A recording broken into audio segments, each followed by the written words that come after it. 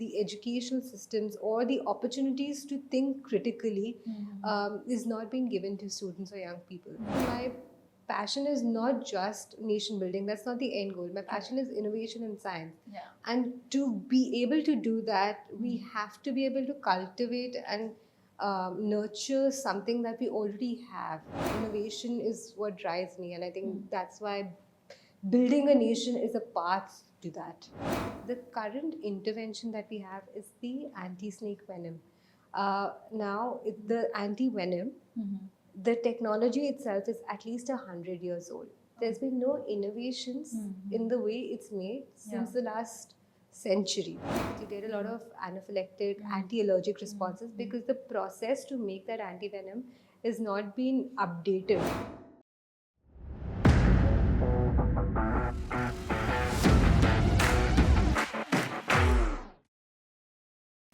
Hello everyone, welcome to Pharma Now. So today we are having Pritha Aggarwal. She is an Associated Director for Product Development from IAVI. So Pritha, welcome to Pharma Now. Good morning, and thank you so much for having me. This is a great opportunity to be able to connect with you guys. Thank you. Yeah, it's really a pleasure. Preeta, we would like to know exactly what kind of a role you are handling, and if you can just brief us about what activities you do at IAVI. Thank you so much for asking that question. So I myself have been a professional in the field of vaccine and antibody development space for over a decade now, where I primarily come in and I like to contribute. So I'm really passionate about taking innovation from research and making them accessible to the public. Now, within that spectrum, the role I attempt to play is identify the gaps in the ecosystem of novel product development, see who's doing what, build up strategies, outward thinking strategies, and help implement those strategies, which includes fundraising, building collaborations, and doing effective risk and project management. So within that sphere, I worked with the governments, I worked with the various academic as well as industries within India. Of course, we have global collaborations that help in bring this all together. IAVI's been instrumental, and within IAVI, we focus primarily on vaccines and developing vaccines and antibodies which are targeted towards public healthcare space. One of our primary focus area, of course, is HIV. That's where our name stands for International AIDS Vaccine Initiative, so AIDS is vaccine. And but over the years, we've evolved as we realized that the technologies that we have can have their utility beyond HIV. We're now working in the space of TB. The other important spectrum that we've been targeting is pandemic disease, particularly such as Lassa, which targets a very niche population but has a huge pandemic potential in the African regions. In India, we have very interesting disease that we're working on. Is the snakebite disease, which targets it's a really neglected population, and a lot of there's literally no work or no innovation in the past century in that disease. So that's something that we're trying to tackle, and now moving towards the antimicrobial resistance, which I believe and the world believes is a new pandemic in itself. So that's we are as an organization, and trying to build in or bridge in the work that's been done in big pharma as well as the discovery space. Right. I think while you talking, I could see that it is quite a diverse portfolio that you have handled. So starting, I think you have done your degree from IIT Bombay, and then you have moved back to Canada, and then back in India, in Delhi. So you are doing a lot of travel and a lot of relocation. So we would like to know in detail how your journey has started and why particularly you have got into this field. So like when we talk about rare diseases, it's very niche field, I would say, right? Right. Yeah. So maybe as a journey, I can sort of get back to, I always wanted to do something in biology. I think that's where, was in school and just thinking around the fact that you have these cells and enzymes and all of this universe which makes you and which sort of drives the humanity in itself. I think that really intrigued me, and that love for the subject itself brought me to doing my master's in IIT Bombay in biotechnology, where my brilliant professors and the ecosystem there just made me much more fall in love with the subject in itself or the field in itself. But since the childhood, you was very passionate about the biology. I wouldn't say childhood, but yeah, science has always fascinated me, and the mysteries of science. So I always had that feeling of knowing more or deep diving into more.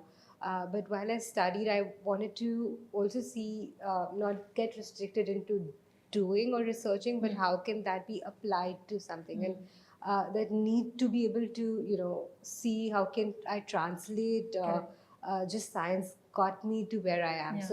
After completing my graduation, I was in Bangalore for some time. I was working for, at that point it was a startup, now it's not, Strand Life Sciences, working in the bioinformatic fields, trying to figure out how data can be converted into actual applicability. And I did then stumble into this opportunity at IAVI.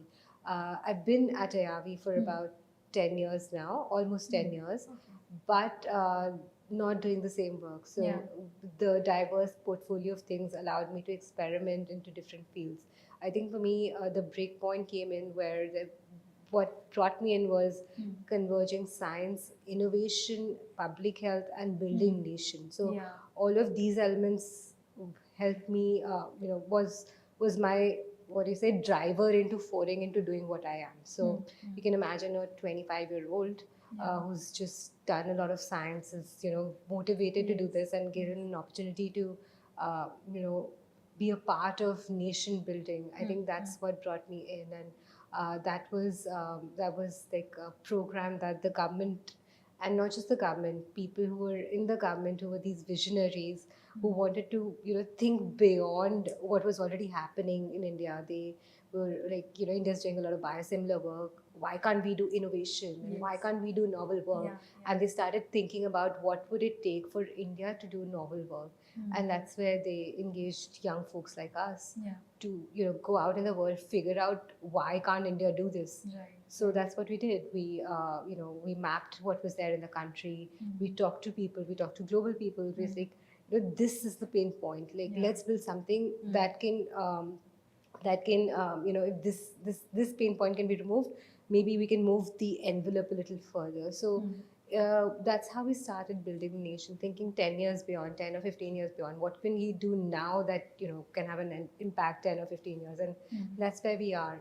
We started something 10 years back, and now started seeing fruits. I think the best validation for the thinking that we had was during COVID. I know it was a time where the world was in a pandemic, but there were elements that we had thought about 5 or 6 years before and started putting down.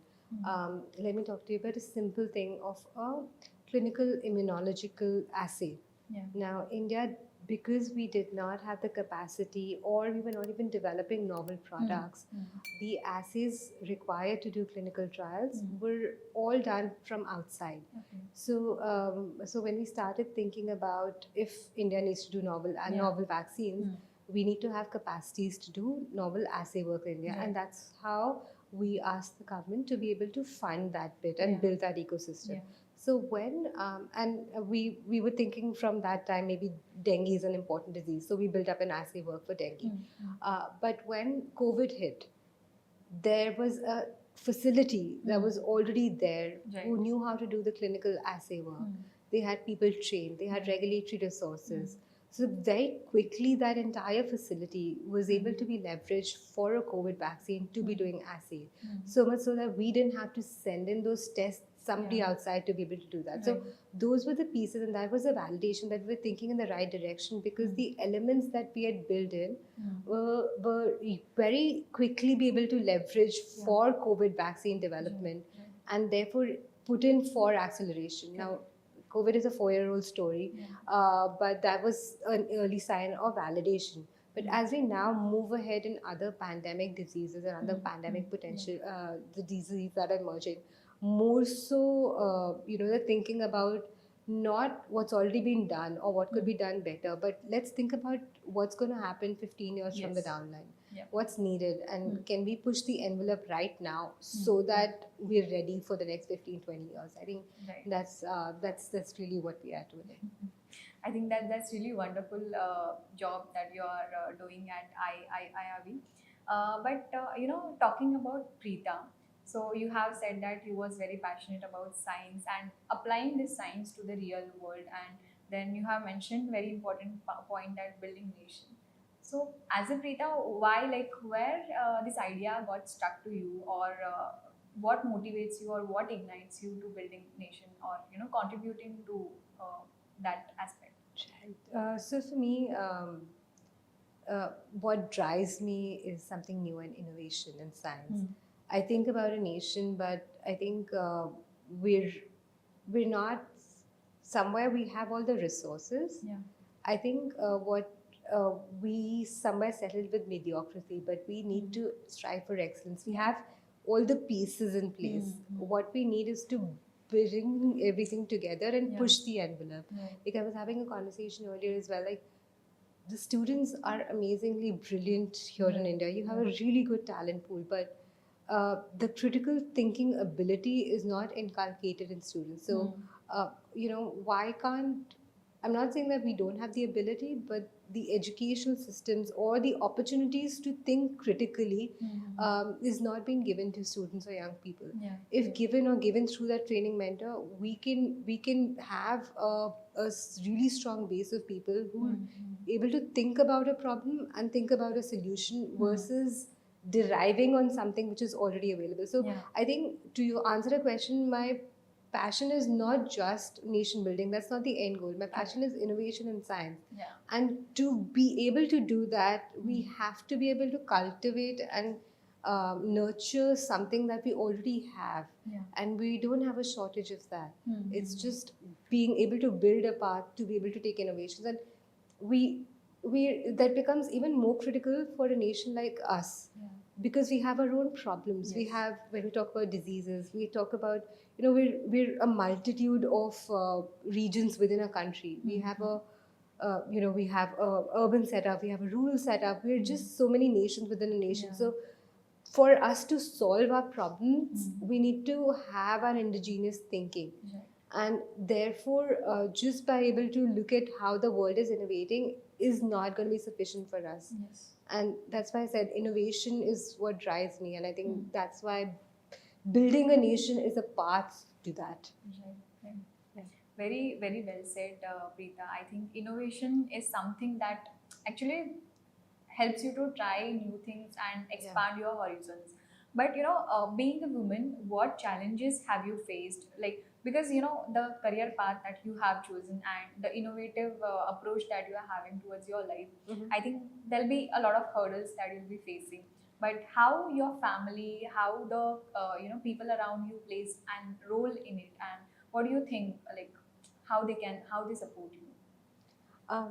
I would not say that being a woman or being a man or anything that has ever led to the way you portray your thoughts or ideas, because intelligence matters, gender doesn't. But to your context, I'm been very fortunate being in space where I've always have mentors, teachers, as well as visionaries and leaders who have been women, particularly in this field, who've led that path. So when I talk about when I was back in college, my professor, Dr. Swati Patankar, she was a brilliant woman professor and scientist there. I've had a female manager where I was working before, but when I went into a government space as well, when I was working in government entities, we had Dr. Renu Sarup, who's a brilliant woman visionary. So I've never been in a room where I've been the only woman. I've had women who have been sitting on top of the table leading that. I think that is important. Why? Because having leadership, which is not gender differentiated, helps you to become more fearless person. Like, Correct. I would not think that, just because there's somebody, a guy or a girl, I have to dumb down my ideas, because I've not seen that. Yeah. I've had people who've been, around me, who've been at positions where they've not let their gender rule that, and I've been fortunate enough to do that. That being said, there are been it's very difficult not to think about women in science and the situations that they feel, particularly when you start getting into the senior management.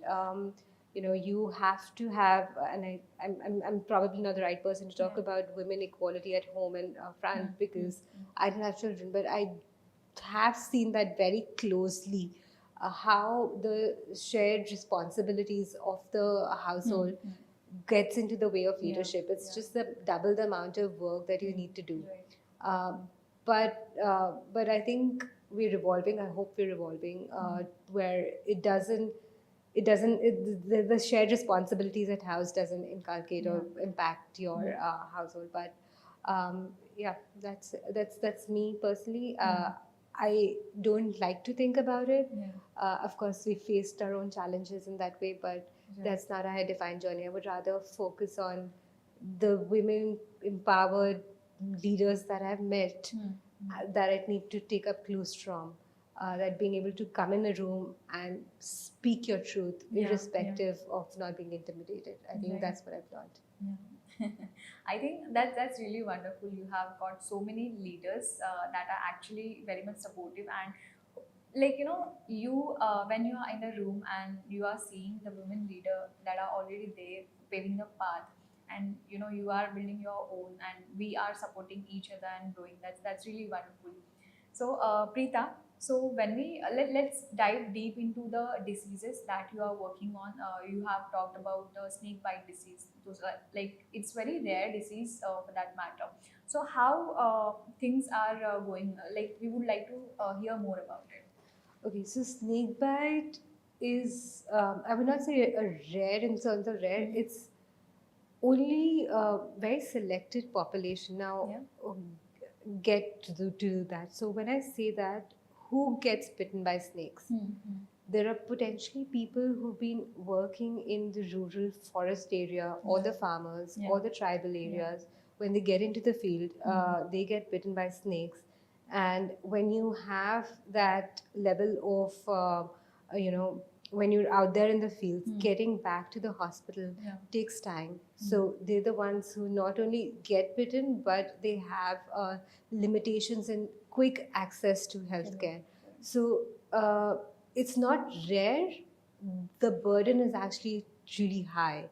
It's just that there is not sufficient data to be able to build up to say that it's a big disease. Because the population that gets affected are really marginalized to some context, and also they don't have access to healthcare. So when you look at all of that information, it is an important disease which has been neglected because of the population that gets affected. So that's one effect. When I say it's been neglected, why? Because the current intervention that we have is the anti-snake venom.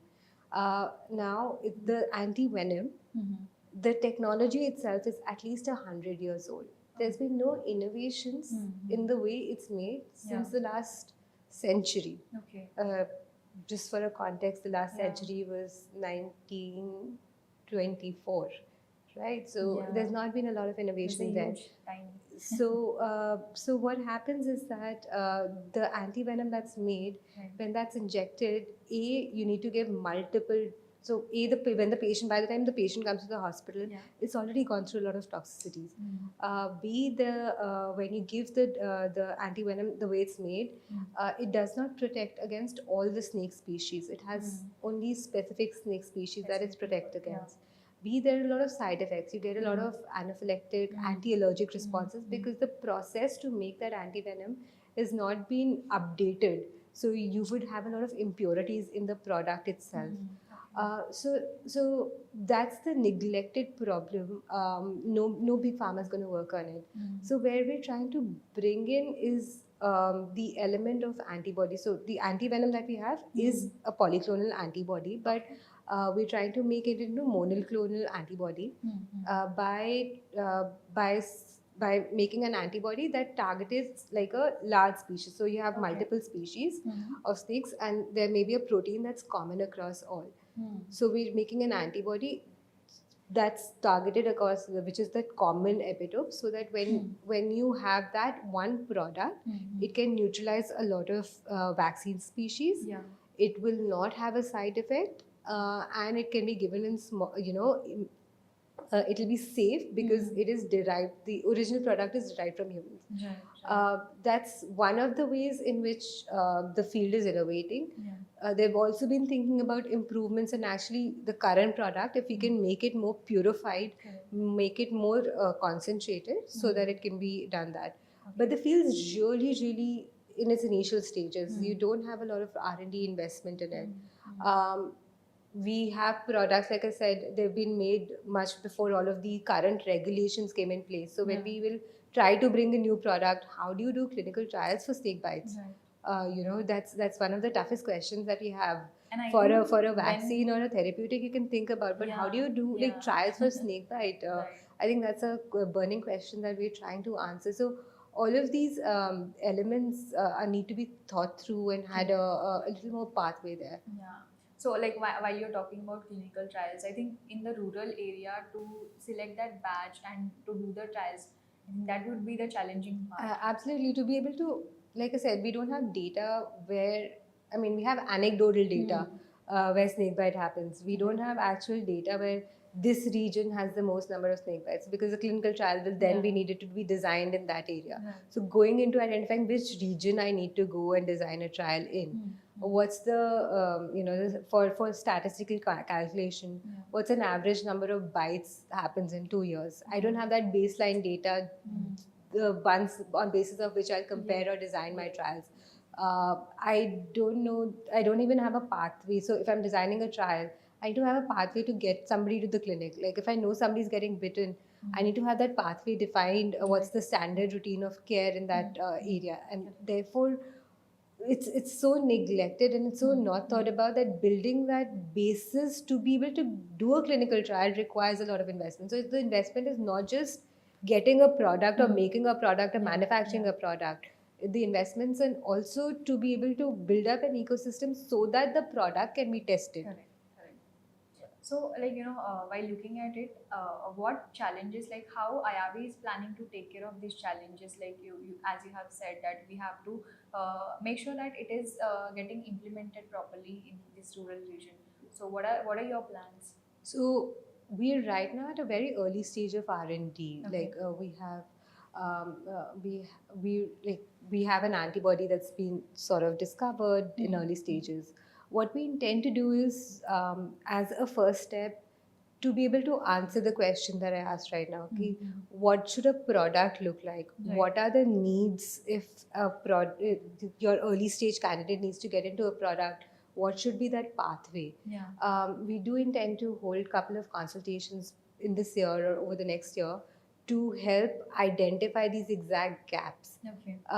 Get in the people who are on field, who have right information, so that once the gap identification and what the product should look like has been defined, we can then think about where we are and how do we get there. I think what we're missing right now is both the where we are and what needs to happen.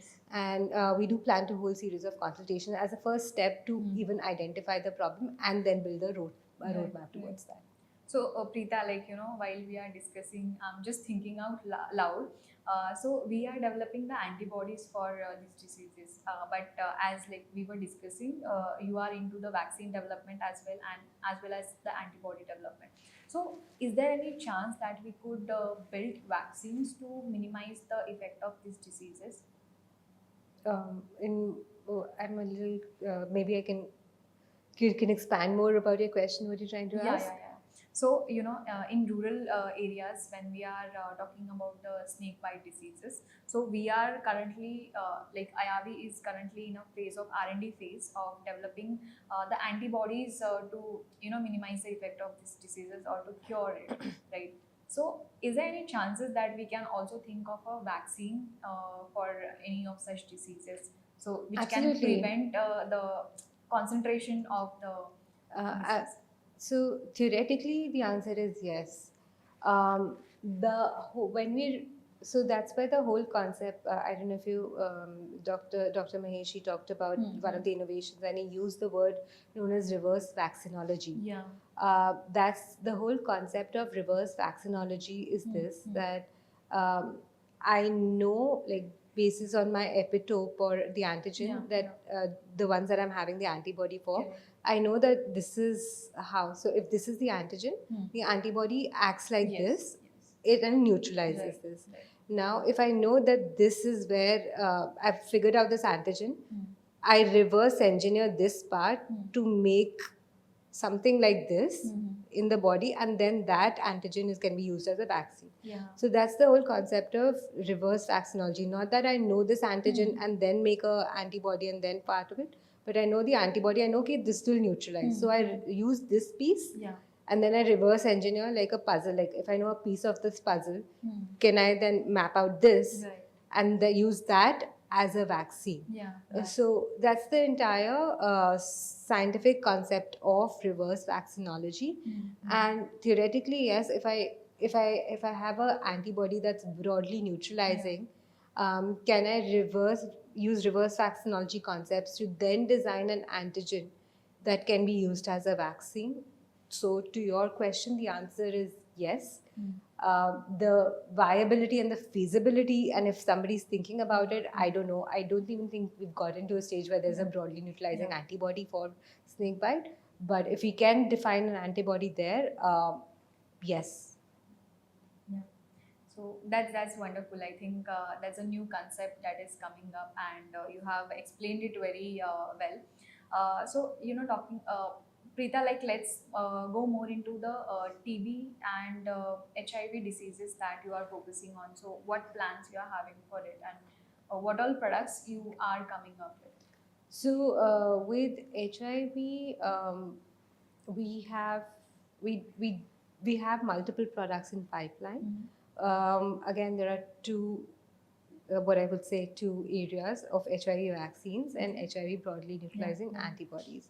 Now, within the HIV vaccine, we have number of antigens that we're being developing, and we're trying to leverage different platforms using the mRNA platform to quickly get the antigens into the clinic. So get that manufactured quickly, get them in the clinic, and across the different pipeline of antigens, we can see which one gives the most impact. So we have a G001 trial and the G03 trial that's happening in Africa.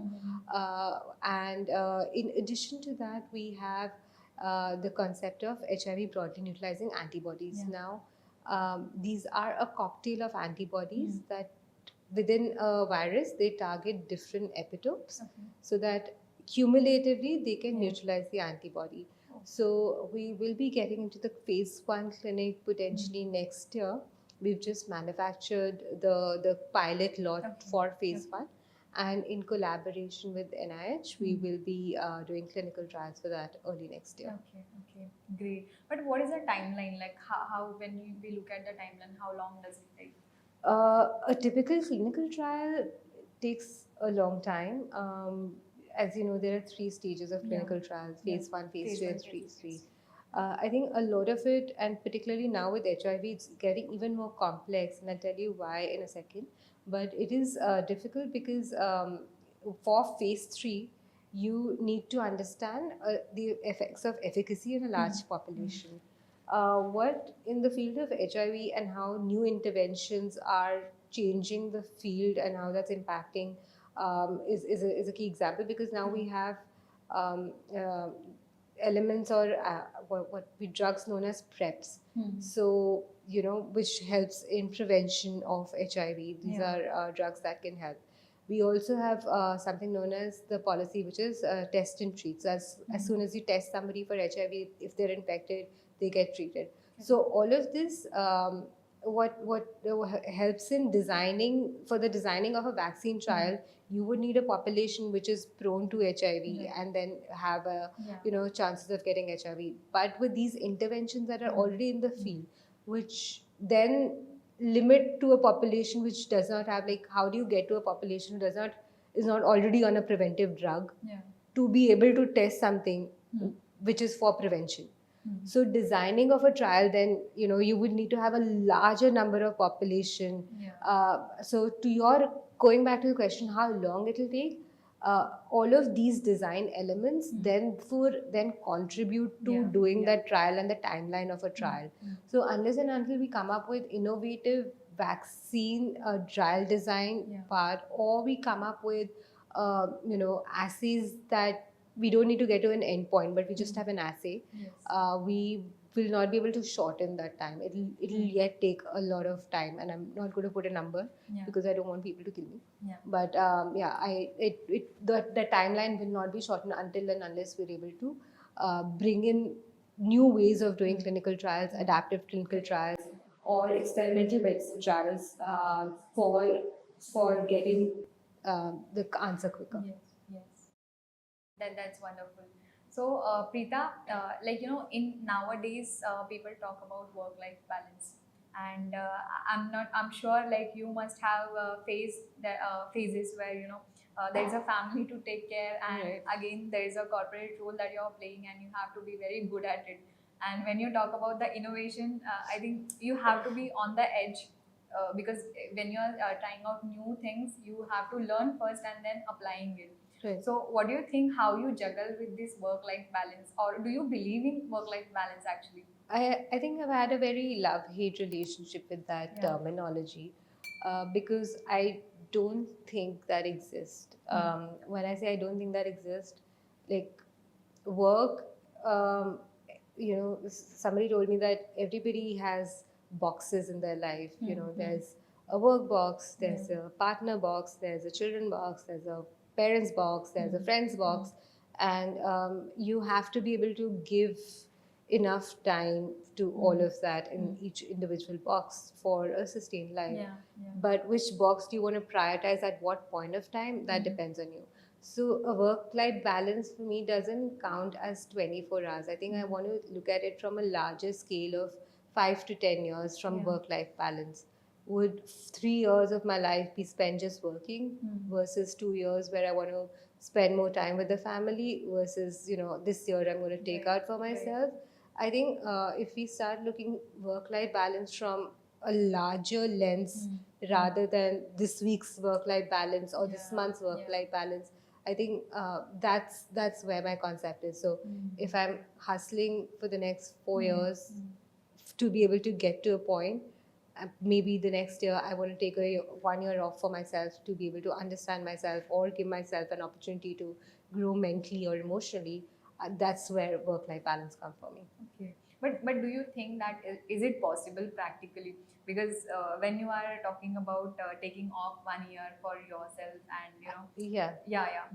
so it's possible and not so possible. I think it's a very personal driven. I cannot tell you to, for work-life balance, please take out 10 minutes every day to exercise for yourself. I mean, everybody knows that, but that doesn't work for everybody. There's no written prescription that works for everybody. You have to be able to find the best way that works for you. I think in terms of work-life balance, never stop giving up on yourself. Never stop being like, this is what I'm supposed to do, and I have no escape of doing that. Even if it's somewhere about having a smaller activity that every Sunday I need to take out time to paint. That's your piece of self. It may not work for everybody, but giving yourself opportunity to be able to take out time in one form or the other, in one way or the other, that's a continuous exercise. It's not even the thing that's work for you right now may not work for you 6 months down the line. But as long as you don't give up on yourself, give up on the perception that I will not just be this, I will be bigger than this, you're going to be fine. So yes, it's possible. as long as you don't give up or stop thinking about ways in which you can improve myself. Like Right. for me, it could be simple thing is just coming back home or having that this is what I want to cook. That's my personal time, not personal time, but that's my downtime. That Yeah. this is the new dish that I'm going to try today. Right. So if I'm planning a week ahead, that these are the ingredients that need to come in, and this is the dish. That's how I'm going to take my personal time and get it done. Correct. Even if it may means that after cooking and eating, I still have to work an hour. That's fine. But Yeah. I've been 4 hours, for the 3 hours of being able to Right. make something for myself Yeah. and something nice. I'm fine. Yeah, you'll be with yourself in that time. Yeah, it's something that gives me pleasure, Correct, right? So it correct. gives me happiness. Yeah. So that's how I'm doing work-life balance. Work-life balance is not 8 hours of work done, come back 8 hours. I Yeah. think that concept of work-life balance is very, very misaligned. Work-life balance is, can you have a life which is beyond definition of just work, whatever that may be, for yourself, for your family, or spending time, whatever that may be. Yeah. I think that's it. Right. And one thing I think you have said very beautifully, that knowing yourself and with the time you change. Like, maybe the thing which is working for me 6 months back, it may not work right now. Right. And as per the demanding career, so as you are growing in hierarchy, at that time also your work demands different things from you. At that time you cannot say, okay, my times like working hours are over now, I'm not going to do stuff. But if that is going to give you happiness, I think why not? Why not? Exactly. Yeah. So if work is giving me that, that kick, then why not? Yeah. True. I think it's really wonderful talking to you, Pritha. Thank you so much. Yeah, thank you so much for being here. Thank you.